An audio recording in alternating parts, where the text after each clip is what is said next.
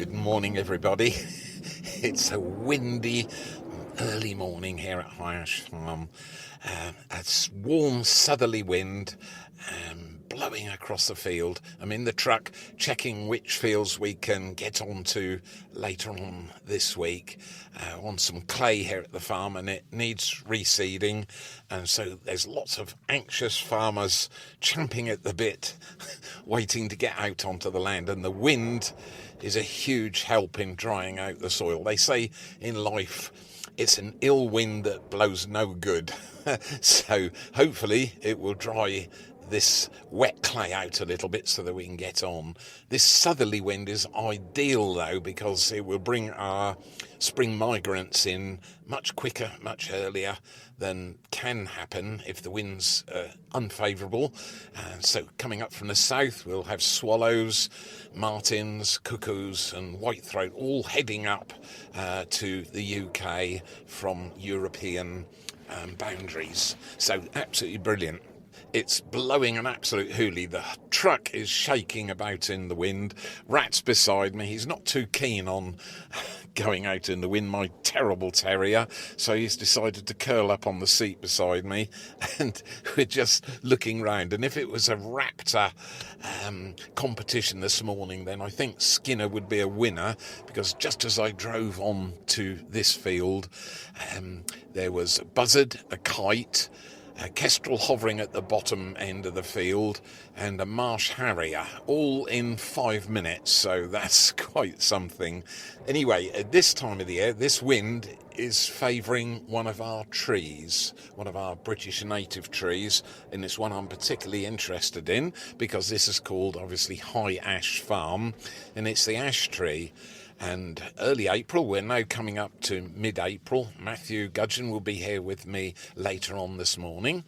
And the ash trees actually come into flower now, and they're wind-pollinated trees. So 2 parts of each flower. You have the male stamens, and they're the pollen-bearing part, and they're kind of bright purple, reddish purple colour. And then the female parts are called pistils as well. So as I said, wind pollinated, so this wind is actually helping distribute the pollen. And ash trees have a lot of secrets about them, which always have fascinated me, apart from the lovely scientific name they have, which is Fraxinus excelsior. Sounds very posh. And so sometimes the flowers at this time of the year, mid-April, are on the same twig. You have male and female flowers on the same twig. Sometimes you'll have them on different twigs. So one long twig will just have all male flowers on, and one next to it will be all female flowers. And sometimes the flowers are all male on one particular tree with no female flowers, and then another tree nearby can be all female flowers, all on one tree with no male flowers. And then this is where it gets interesting. Sometimes you have a tree that's male one year and then female the next. And on the other side of this field, there's a lovely avenue of ash trees which I planted in 1973. It was easy to remember. Planted a tree in 73. We had a dry summer that year, and then the motto went out, plant some more in 74. So these are around about 30 feet tall. I'm just looking at them now, and some of them have got, it looks as though there's birds perching in them. They've still got the ash keys on. They're called ash keys because they just look like bunches of keys that perhaps a prison officer would have hanging round his belt, 20 or 30 keys. And ash trees bear their fruit in keys, which are called samaras. And sometimes you'll see a tree absolutely covered in them. So I'm looking across the field now, and I can see some of them just look like about 20-30 jackdaws perched in the tree, but they're not. They're these huge fist-sized clumps of ash keys, and quite interesting. And bullfinches love to eat them. So that used to make gardeners smile, because you had a good ash key year. The bullfinches would be much later arriving in the orchards to strip out the buds on fruit trees, particularly plums, and particularly apples, and one of our most colourful finches. And I think it was Gilbert White that described the bullfinch in a particular way and called it a half a tree a day bird, just because he was recording the devastation caused by bullfinches just nipping out the terminal buds on the apple trees in his garden down at Selborne there. So, bit of history there.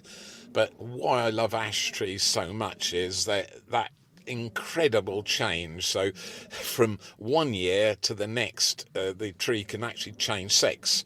And so all male one year, all female the next year, and then the third year it can be going back to male and female flowers on the same tree. But interesting tree, because they love High Ash Farm, because just underneath the surface of this field that I'm sitting on is a very deep layer of chalk, and ash trees absolutely love lime-rich soil. The best place to see them is in the northeast of England, around Morecambe Bay, up there, and Malham as well, where you have these limestone outcrops, and they're completely flat, where the glaciers of the last ice age, 10,000 years ago or more, sort of smoothed across the top of the limestone, and then they have little cracks in the limestone, and the ash keys blow in there on windy days. Remember, this is a windy day, so those keys, those samaras, will be blown off the tree,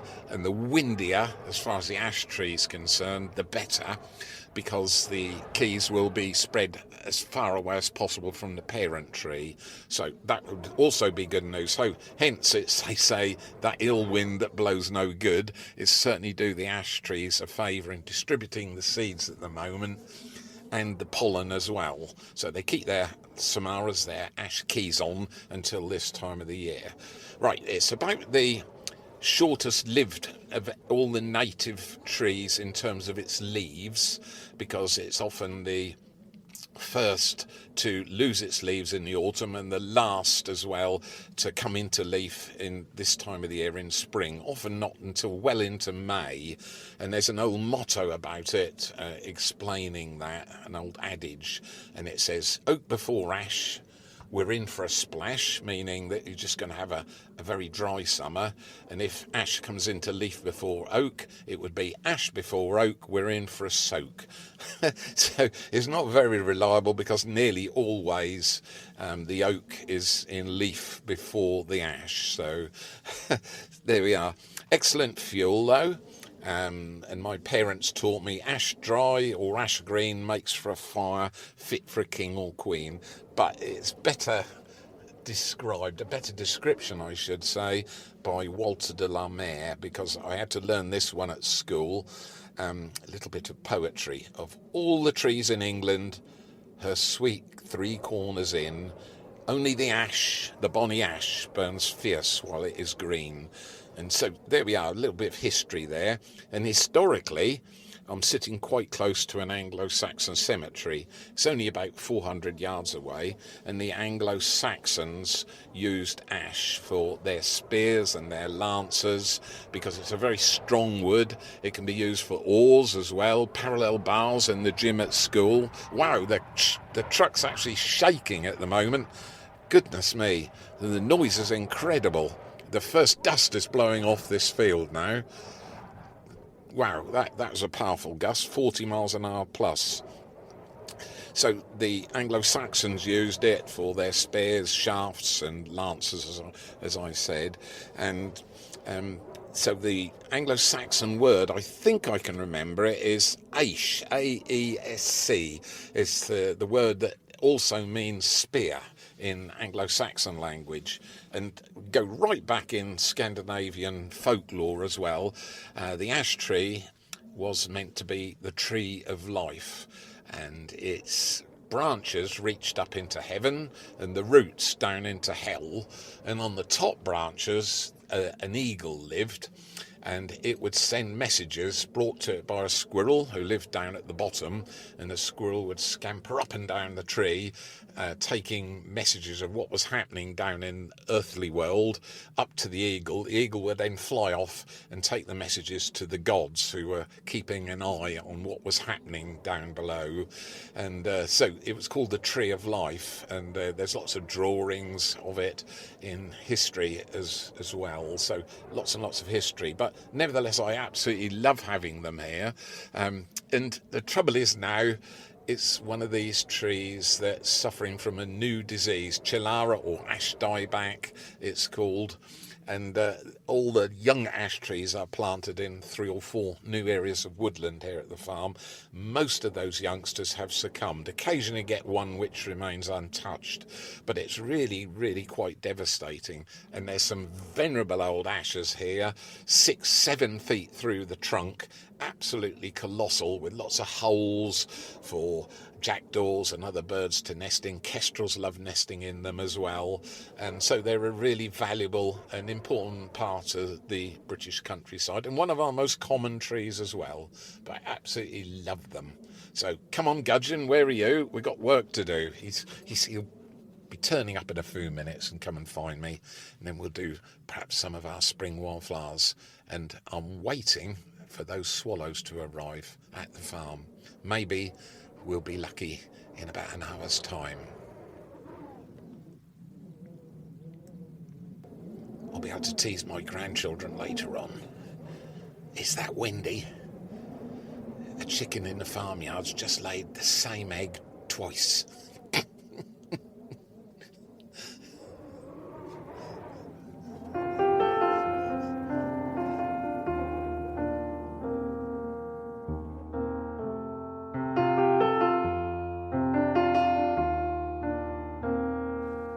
Chris Skinner's Countryside Podcast with Matthew Gudgeon.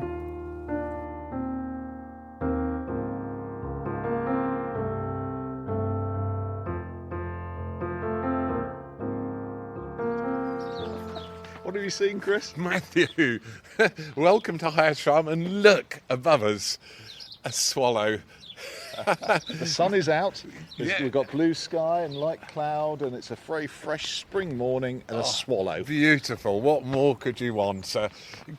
They make me feel really special. I know I've kind of lived another year here. They've been here every year since I was born in the old stable block here, and it fascinates me because way back in the 17 and 1800s, everybody thought, including Gilbert White, the naturalist, thought that swallows hibernated underwater, and it wasn't until much later that they actually do something right above our head again. Expert aeronautics from a swallow, a very early swallow. Yes, the average arrival date here at Hyers Farms, the 6th of April every year, and they arrived bang on cue this year. There was a strong southerly breeze that brought them up, and there was a flush really all over the county of Norfolk, and most of them are male swallows. Absolutely fascinating. But going back to Gilbert White, I get so excited when I see a swallow. It was thought they hibernated over the winter because they suddenly disappeared and nobody could explain why. And it was extraordinary to think that birds went underwater, but some of our bird species do that. Kingfishers, obviously. Dippers is another one. They go under the water and walk up the stream, and nobody could explain their disappearance, but when the truth dawned, it's even more fascinating that these tiny birds weighing less than an ounce go all the way down to South Africa. It's 5,000 miles from where we're standing, right down where the gold mines are, Johannesburg region, and they go across the Sahara or parts of the Sahara, and on the northern migration backwards, come back to the UK to spend their summer with us. Again, they cross the Sahara, and if the winds are not favourable, if they hit northerly winds, they can be doomed. So last year we exported from Hyers Farm around 100 swallows, including all the young, and I think if we got 20 back here, that would be a good result, but you were just spoilt then. So I think one of our listeners actually sent a question as well, which ties in with this morning perfectly. Yes, had a note from Colin and Jackie Taylor.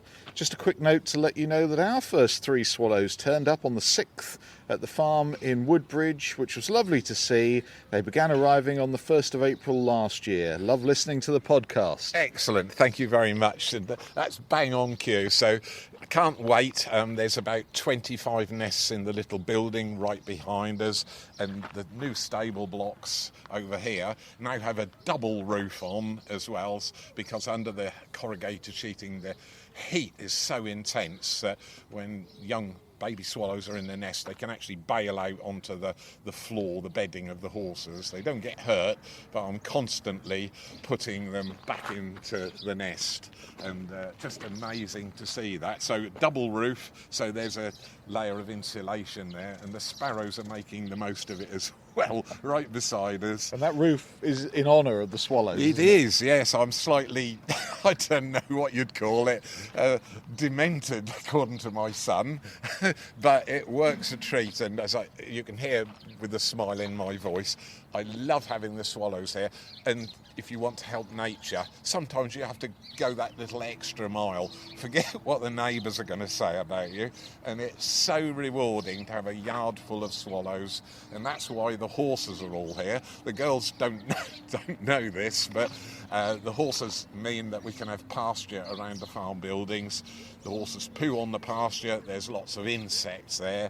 The mucky down there, which has just been cleared, attracts lots of flies as well. And of course, they don't perch up like many birds to feed. They actually feed only on the wing. So they're kind of aerial plankton, I like to call it. So, and all the species of migratory birds, although the swift isn't completely related to swallows and martins, certainly swallows, or barn swallows more correctly called, house martins, sand martins, all feed on the wing in the same way, and it's just a treat to have them here. And the stable doors, you have to actually duck your head sometimes. Another one just over there, just flying down over the top of the horse, just went down right low over the pasture, and there it is going round the tree. There's 2, I think. Yeah, there is. Yeah, oh, perfect. And the sun's on them. They're happy. And I go round at night. So I think, yes, well done. Yes, you got your eye in now. Now, you could tell if you're really sharp-eyed that there's long tail streamers. And the tail streamers, the 2 little single forked feathers that come out of the rear of the swallow, are much longer in the male than the female. And I haven't yet got any females. And that's typical that the male swallows arrive here at least a week ahead of the females. Remember, the females are bringing 5 or 6 eggs with them on the way, so they're a little bit slower in getting here. And the males will, as soon as the females arrive, the males go in at night time and first thing in the morning and serenade the females as she cleans last year's nest out. So just lovely. I love them to bits, and you really know that spring's properly here and summer's about to arrive when the swallows are here. And they stay here till the autumn, till September, and the job is for them, well, quite basically to produce as many young as possible. Yes, and I aid them with that, and that's the whole idea of them being here. I have my own, I wasn't allowed to play with mud as a young child, but now I have my own mud bath, and I get some of the clay, mix it with little bits of chopped grass, and have a little place in the middle of the farmyard where they can land together with the house martins, and they make their own nests from mud pellets, which they mix with saliva and add a little bit to a nest cup each day. Over 1,000 mud pellets to make a swallow's cup-shaped nest, and just amazing. So just wonderful to have them here. Just jumped up and down. Well, it's great fun being here with Chris Skinner at High Ash Farm for the Countryside podcast each week. And we've got much more to see, haven't we? We have. We're out on the farm now and see what we can see. I've had the camera out all week and capturing some of the wildlife spectacles, and you never quite know what we're going to see when we're out and about. But some of them will bring another smile to your face. So come on, let's get in the truck and off we go.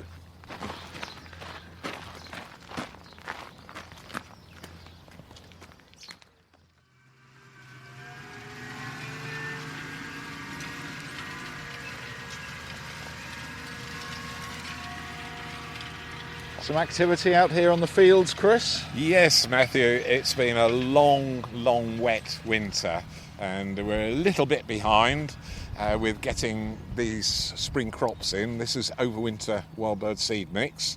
It's been here for a year now, and we're now cultivating the area, and it's the new way of preparing seed beds. This is called Mintill, and we're using what are called shallow discs, or short discs they're more properly called, and they've got a 250 horsepower tractor pulling about 4.5 metres with all these small discs there, and then a compression device at the back to solidify the soil so we keep the moisture in. That sounds a strange thing to do, but the weather can change at the click of a finger. It can go from too wet to too dry. It'll be drying out this morning to some extent. There's this quite strong wind blowing from the northwest this morning, and so this is a new way of doing it, and you can see the rooks are following the discs very closely, and that's their favourite food, soil invertebrates, things like worms and beetles,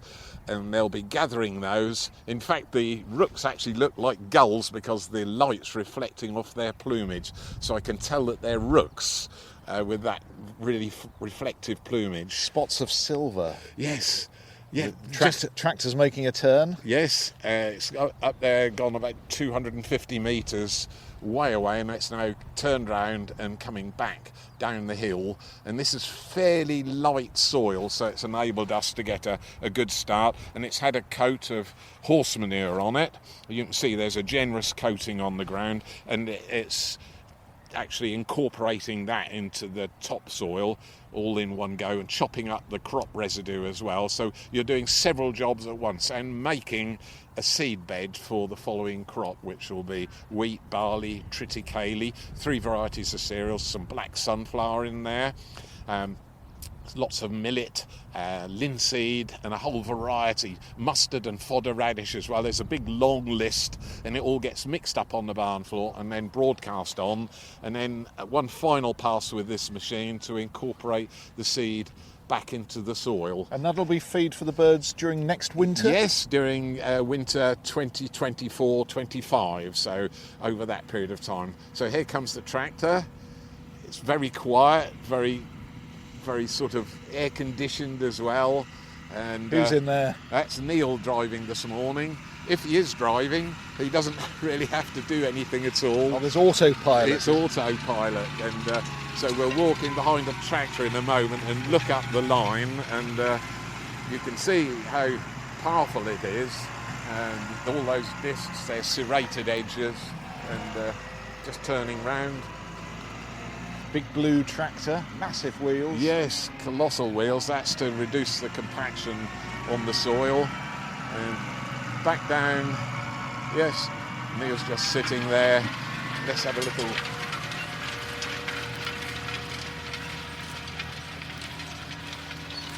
There. That would do most people's gardens in about 5 seconds. Yeah, you couldn't lend that to me, could you? Well, I'll think about it. It's getting it. Look at that. It's absolutely perfect. Beautiful, isn't it? Yes. Really lovely colour soil. The soil is very high in organic matter and lots of worms as well. But if you noticed, I said lots of worms. He's only in, 50 millimetres. That's 2 inches deep. And so the worms aren't actually being disturbed. Although the rooks we can see up there just looking and hoping to find beetles, and sometimes if the worms are near the top, they can be brought out on top. So we try and preserve the worm population. Yes, if you're imagining deep furrows, well, this just isn't it. It's a completely different system, but it turns the soil over, and it's a lovely smell as well, isn't it? Yes, it is. That smell of fresh turned soil is really evocative of this time of the year, and going back to my childhood. But years ago, all these fields would have been ploughed, which is really slow, whether it's done with a small tractor, single furrow ploughs even, then 2 furrow ploughs. You really thought you were somebody then, and then 4, 5, 6 furrow ploughs. And now this machine is really superseding the use of the ploughs, so you're not using all that energy bringing unweathered soil up, so you're staying in the top bit, which is where the plants will be growing anyway, so saves a lot of fuel and time as well, and that's the important thing. So you can see just behind us here some of the flowers that are now being chopped up, unfortunately, but we've got over 100 acres of wildflower fields here that are already coming into flower. And this is the dandelion. Lots of slang words to describe it. When I was quite young, I think it's the first swear word I knew, and it's called piss the bed because it is a diuretic, and it used to be ground up and used as a coffee substitute as well. And of course, dandelion comes from the shape of the leaf down here. I can just pick one because this one's about to be chopped up, and the leaves are meant to represent the teeth of the lion, hence from the French dents de lion, teeth of the lion, that's where it comes from. But during the Second World War in particular, the dandelion roots were dug up and dried and used as a coffee substitute. It is quite good, and dandelion leaves and the flowers are used in modern day salads. These blue flowers? That's speedwell. Speedwell. That was in my mind, so I'm starting to learn this. Yes, beautiful blue flowers with a pale centre, and they're now they've got a few seconds more to live. So, and this one's an interesting one. That's groundsel, great favourite with the finches and birds here on the farm. So there we are, tractors come back. And we've got out of the way. We have got out of the way, or we'll both be incorporated into the soil. Yes. I don't think I'd improve the quality of the soil. I'm sure that you would, yes. And another one as well, mayweed. That's quite nice as well. Looks exactly like a white daisy, and it is a member of the family as well. But don't despair, this will all be growing up again in about 2-3 weeks' time, and green again, and all coming back into flower. There goes the tractor. Do you think you could pull that machine up the field, Matthew, at that speed? No, world's strongest man, I think he'd struggle as well. Yes. But when the tractor goes back up the hill, we then hear the sound of a skylark. Yes, they're all around us. Yes, because all around the edges of the fields are quite large margins, and there's a hectare of pure grass just beside where we're parked, and on the south side of the slope to stop runoff into the stream which runs along. But there's your skylark just over there. Oh yes, fluttering the wings. Yeah. Just skirting round. I can just hear it too. Flying and singing at the same time there. Yes, there it and goes down onto the ground. And perfect, yes. So this field they will be able to nest on here as well, because once it's sown it won't be disturbed at all for a whole year. And beside us there is a 30-acre field of hay. And can you notice all the dark rings on it? Just over there. Oh, yes. Fairy ring champignon. Oh, a species of gardener's fungus. curse. Yes, I suppose so. You have it in the lawn, but lots of secrets about that as well, because it increases the fertility so much that you get these dark green lines. And that skylark's having insistent on being on this podcast this morning. Lovely. And the rooks, well, they're not making any noise because they're too busy feeding on worms. Yes, there's nearly 200 up there. They're glossy black feathers. Yes, beautiful. There. Now, Notre Dame Wood right beside us. We're just going to drive that short distance over there and enjoy one of the delights of spring.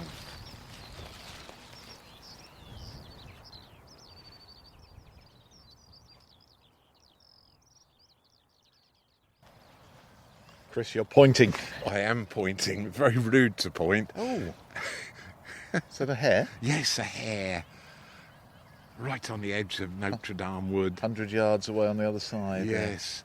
Just going over your fairy rings there. Yes, dodging in between the fairy rings. Wow, what a sight. We've got an aerial view of those dark rings now. The sun's just illuminating them, and it looks very strange. Sometimes they join together, and they look like the Olympic rings, the symbol of the Olympics. Are you sure it's not Martians? No, that's what it looks like. Sometimes people said you've had spacecraft landing on your field. Were you ever tempted to take part in the crop circle craze? No, because 40 odd years ago. Oh, it was a nightmare here because of the valleys in Norfolk and the cereal crops I was growing at the time. We had 2 or 3 very, very strange Martian arrivals on the fields.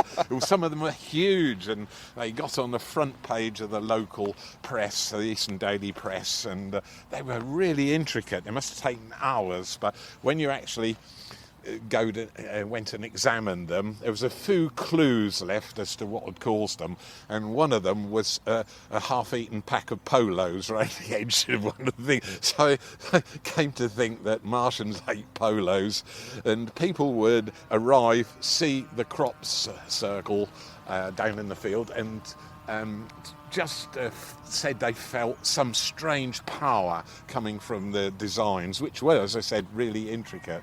Just as we stood here on the edge of Notre Dame Wood, a beautiful peacock butterfly just flew past us and disappeared into the trees. We've got some lovely white blossom on this tree. Yes, here. we're just walking up to this particular one. Many of the trees over the last few weeks we've been introducing everybody to, because they come into flower, many of them, at this time of the year.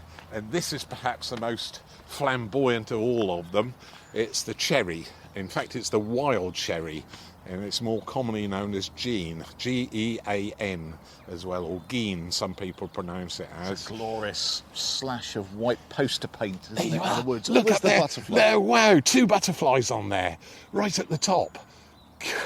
And one's feeding on the blossom, and it is a peacock butterfly, and that will be right near the end of its life. So what it's doing, it's feeding up, and then it'll be looking around in the understory here on this steep bank and looking for freshly emerged stinging nettles, and it will be laying its eggs on those, and that's the peacock's food plant. And you've laid the nettles on here. Yeah, yes, especially all over. And look, under the trees here, lots of foxgloves as well coming up in the shade, a mixture of field maple, Norway spruce, Scots pine, and lots of British native trees. And funny enough, although this tree looks very exotic and almost out of place, it is a British native, and it's related. You know, if you like to enjoy cherries in the summer, then this is the tree that our cultivated cherries will have been bred from, and gives us those lovely cherries. So cherries that you buy in the shops at the moment will have probably come from South Africa, where those swallows were, right down there, the other side of the equator. And let's just get up a little bit closer, because we're on a quite sharp escarpment here, which is why the woodlands here. This is a hectare, it's 2.5 acres, this area of woodland, planted in 1990 by the children of Notre Dame School in Norwich, and it's maturing really beautiful. It looks as though it's always been here as a permanent piece of woodland. But let's have a little look at these cherries blossom here. Just look at that in the sunshine. You can see 5 petals on each one, and on each little clump there's probably 50 or so flowers, and then the stamens in the middle, and you can just see a sort of crimson tip on them, and that holds the pollen. Yeah, that dash of red gives it a certain hue, doesn't it? Oh, there's a bee. There's a honeybee, and on its legs you can just see, we call them pollen baskets, you can just see little dobs of crimson appearing, and that's the pollen from the cherry. So each of the trees come into flower from now on. Later in the season, more and more flamboyant, the trees, because they have to compete with all the insects that come to pollinate them. Oh, that's such a lovely sight. Look at that. The sun on it now as well. Yeah, just hovering away. A busy bee. And once you look up into the tree, you will see there's a queen buff-tailed bumblebee. Oh, she's a fine example. Oh, just came down to see us. Look at that. It's absolutely bustling. Quite a bit of insect life. Yes, isn't it? It is. And so, when you walk past and just see the tree in blossom, that's one thing. But when you actually look at what it's doing, it's inviting the insects to come in and actually pollinate it. And it will produce kind of greenish fruit in late May. Then they'll gradually turn yellow in June, and they will go sort of red, and more often than not they go straight to black.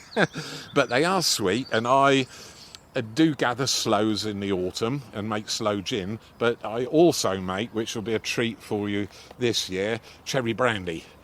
And You've never told me this no, before. I keep it secret because suddenly your face is lit up. Cherry brandy. Oh, yes. So you gather the wild cherries and you fill the bottle completely full with it. It's so easy to do. A tablespoonful of caster sugar in over the top, and then you fill all the gaps up with brandy and put the top on, leave it for about 12 weeks. And that is what you call a drink. You have to drink it standing up because it's pretty strong. But, it's so aromatic and so tasty. You only have it in the tiniest. If I gave you a thimble full, that would be plenty. So it's quite strong. But it's so easy to make and so rewarding, and it doesn't take long either. And they make lovely presents that haven't cost much money. That honeybee is really digging in, and you can see the pollen baskets on its legs are getting more and more loaded now as it gathers the pollen and transfers it back to the hind legs. Yeah. God, what a sight. Just in front of us, 2 bees working away, and you look up through the canopy, butterflies, bumblebees, honeybees, all working away. And cherry wood is, of course, quite valuable. As people that turn timber absolutely love it. It gives a lovely, if you polish it, it gets close to looking like mahogany. And of course it's made, lots of furniture's made from it, tabletop sometimes, and right down to one that probably made famous by Harold Wilson is pipes. He was a famous pipe smoker, and they were always made, as was my father's pipe, made from cherry wood. So there we are, a little bit of history. But just look at this. Oh, and holly blue at the top. Oh, wow, small, diminutive little butterfly, and a skipper as well. Oh, 2 of them. This one's coming down close to us. Just coming out, you can just see through the wings. The butterflies love this tree. Oh, goodness. And right at the top, another peacock. God, you have to be careful because we're standing on a steep bank. It's a jumping up and down morning, I tell you. Oh, just beautiful. And the white flowers against this blue sky as well. Yeah, that's just a sight. Makes the heart sing, doesn't it? It absolutely does. And some of the coniferous trees coming into flower behind. There's some Norway spruce over in the distance there, just about to shed its pollen. Another week and it will be mists of pollen coming off there. And just such a lovely sight. So thank you to the children of Notre Dame School. They did all the hard work. Well, they'd all be in their 40s now. Yeah, don't say anything. I know it's where does time go? You don't remind me. Yes, 1990. Just amazing. And it looks like a real mature piece of wood. And that's its name, Notre Dame Wood.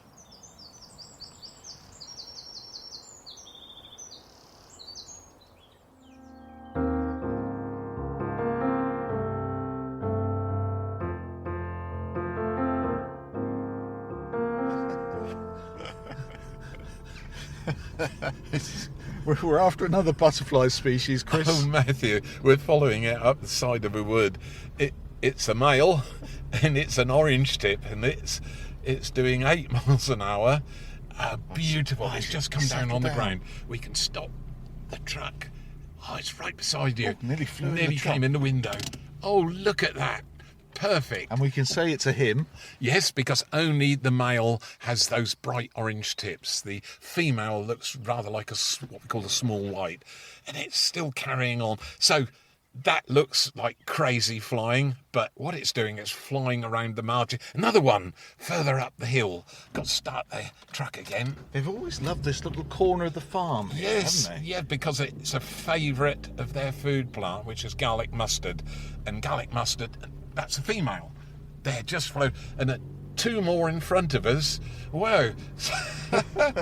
I don't know what you call a flock of butterflies. 2, they've just met. And that's why it's patrolling up the edges of the woodland on the food plants, but it's looking for a mate at the same time. Look at that. 2 of them joined together. Are they 2 males or a male and a female? We're coming up to back one, the one behind is a male, and the one in front's a male. And there's their food plant, garlic mustard. You can tell by the white flowers. Yes. They come a long way, don't they? Must have done the best part of 100 yards here. That's 200 yards they've just done, and we're still following it, and it's flying into the wind as well. We've got a northwesterly this morning, bumblebee. Look at that, the whole side of the wood is covered in its food plant. That's the food plant is where it lays its eggs on, but it will take pollen and nectar from things like dandelions, anything. And once it's fed up, so to speak, and filled up with nectar, then it's looking to find a mate, and that's why it's flying all this way down, because all it's coming up with is other males. Oh, and he's Look landed. at that, right beside us. And that's on the mustard. The garlic mustard. There. So what I'll do now is just stop the car. We've got a few questions to answer. Oh, right beside us. I'm just going to get out and explain to you why it's called garlic mustard. The butterfly already off in the distance.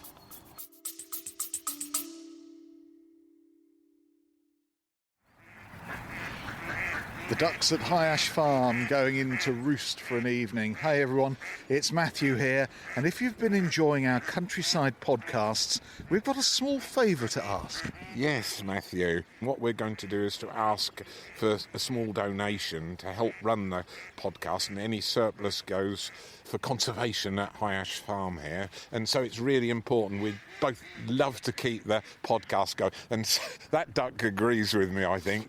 Well, it's straightforward to donate. You can make a one-off donation or set up a small monthly contribution, and the address is highashfarm.com/podcast. We're hugely grateful for any support. It means we can keep sharing the stories of the countryside, which I love doing each week, but it's that small amount of costs we need to cover. So thank you very much in advance.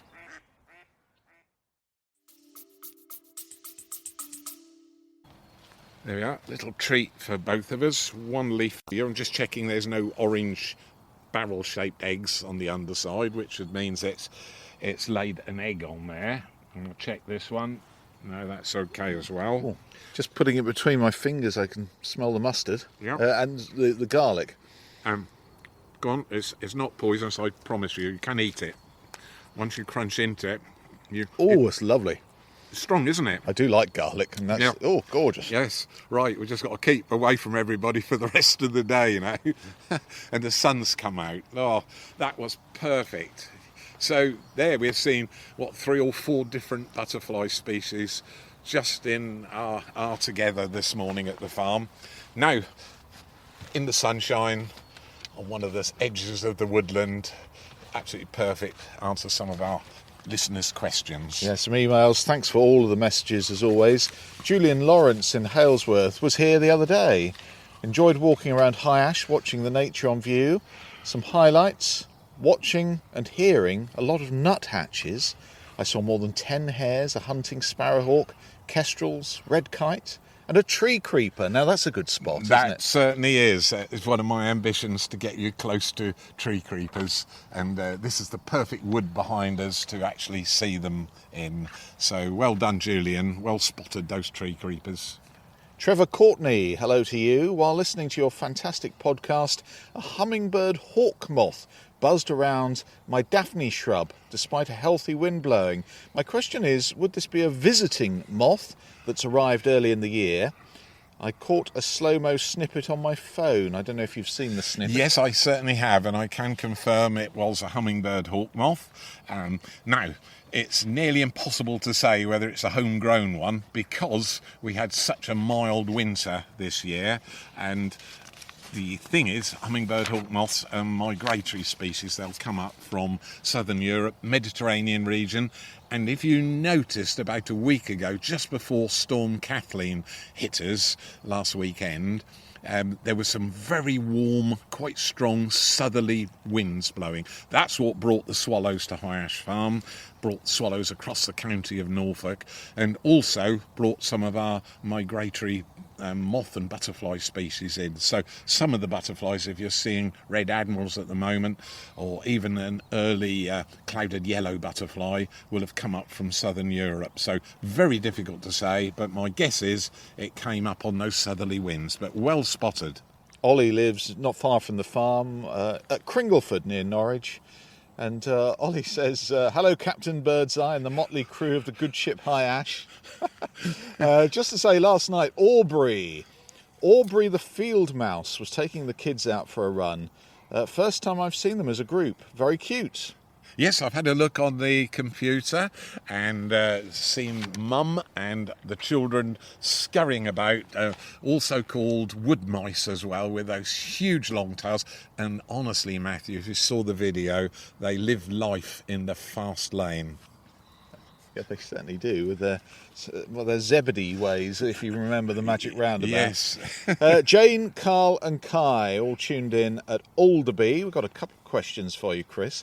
Firstly, the other day, my grandson Kai found a bumblebee inside the house on the door curtain and knew that it needed to be put outside. So we managed to carefully lift it off onto a piece of paper. But then Kai noticed it was covered in loads of tiny mites or something similar. He was concerned that they may be eating it. Any ideas? Yes, I'm pretty confident it's the Varroa destructor mite, and kindly she's taken a photograph of it, that's which nasty, is here. Isn't it? It looks absolutely appalling.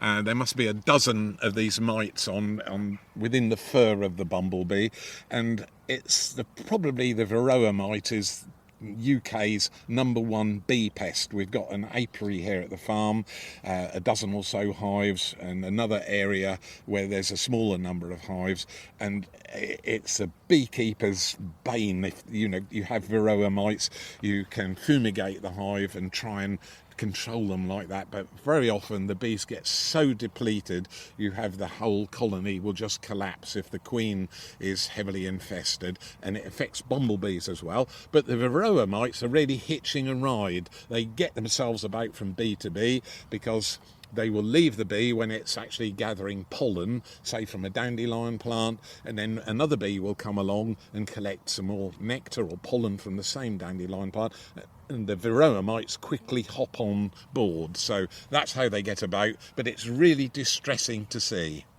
And another question here about a blue tit that was showing some odd behaviour on the bird feeder, says Carl. Thought it may have hit a window, but after a while he ate some peanuts, then flew off to another feeder. I was just inches away from it. Obviously could fly, and the only thing I did notice was that its beak looked a little deformed, slightly longer than normal, I'd say. Yes, I think part of the beak slightly shorter than normal. I think it's probably had a collision with a window and was stunned. And so I think it was okay because it was feeding, and so that actually helps the situation an awful lot. It was getting some energy from the fat ball supplied for it, and so I don't think you need to worry. But to be able to get that close to one is quite amazing. Your hand was almost touching it on the video. Now we've got another one about little owls here, because we had great fun with the little owls last week. And here's a listener from Houston, Texas, an expat Brit. I'm originally from South Devon, really love the podcasts. I'm a wildlife biologist and studied your little owl's cousin over here for my graduate shoot research, the western burrowing owl. I was completely entranced by them. The ones I studied lived in prairie dog towns on the wide open prairies of Colorado and ate beetles and grasshoppers. I definitely have a thing about owls. One of my fondest memories was sitting early one morning by a prairie dog burrow and watching, completely captivated, 3 to 4 little fuzzball babies popped up from their burrow one by one, literally a few feet away. Pure magic, something I'll never ever forget. Yes, and quite right too. They're stunning, stunning birds. I did mention that the little owls here at High Ash Farm nest in hollow oak trees and various nest boxes I've put up for them.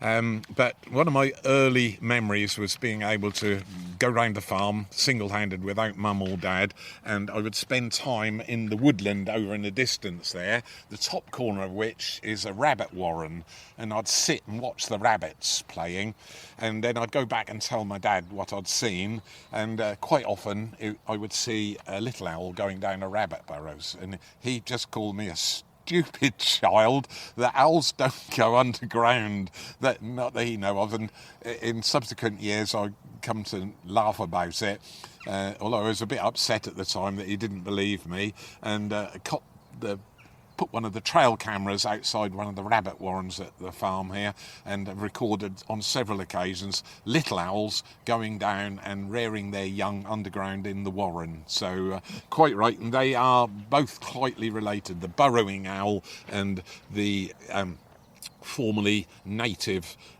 little owl here, Athene noctua. They've both got the same introduction to their scientific name of Athene. So there we are. So wonderful and great footage still on High Ash Farm Facebook of the little owls here at the farm, and the rooks that we saw feeding behind the shallow disc cultivator that Neil's pulling this morning are also on the High Ash Farm Facebook. And if we're lucky, I've got a camera on the go at the moment, and we've got so many red kites in this area. I hope to have a nice smart video of one of the red kites visiting some of the roadkill that we have out on the farm. So a pheasant out there this morning might attract a kite. High Ash Farm Facebook, the place to go. Emails, questions, comments, whatever you like. Go straight to chris@countrysidepodcast.co.uk. Send them along, and I can guarantee Chris will look at them. We don't always have time to include them on the podcast, though, but it's been great fun this week. I loved hearing you in the storm, but we've had beautiful weather for my visit this morning as well, and we'll see you next time. Yes, see you then. Look forward to it.